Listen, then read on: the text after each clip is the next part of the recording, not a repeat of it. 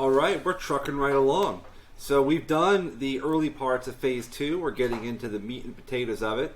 We're kind of going up the top of the mountain, and then the longest part of phase 2 is going to be creating the Shopify account and the theme and organizing that.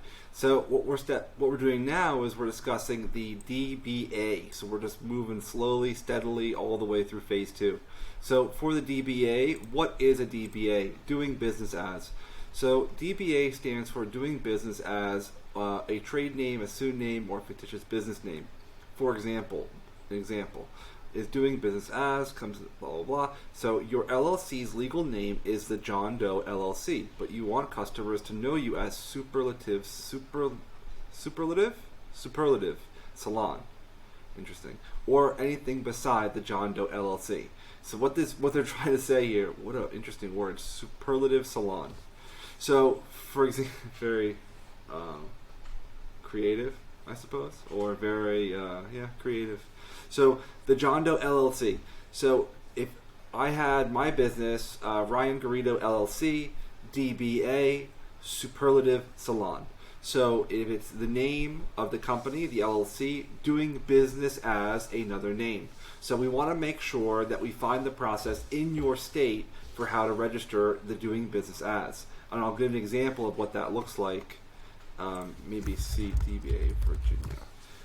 You might have seen an example of what this looks like, so if we can find one.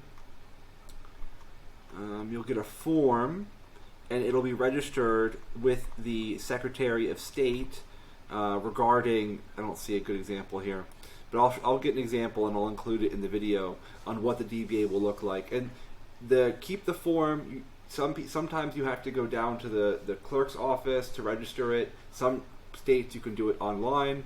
All you want to do is type in, how do I register my DBA in your state? So how do I register my DBA in Virginia? How to register it in Wisconsin? How to register it in Michigan? Wherever you're from, you got to figure out the process in your state for how to do it. Very similar to the reseller license. Every state might call it something a little bit different. It could also be called like a fictitious name certificate in some states. So you got to figure out in your state what is it called.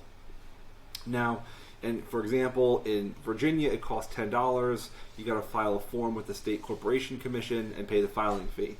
One thing I want to mention here, the most important point, you do not need a lawyer. You don't need any other company to do this for you. This is something, all you got to do is pay the fee at the office, at the clerk's office, or on the state website, and just get it registered. You don't need to pay any other company to do any other work. No, hey, we're going to pay you $300, we'll do it for you.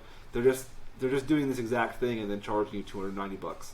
So this is not just file the DBA in your state and figure out how to do it. Now we're going to get into a few other optional points, which I highly recommend. Registering with something different, a different D thing, the D and B, which is Dun and Bradstreet. So Dun and Bradstreet is a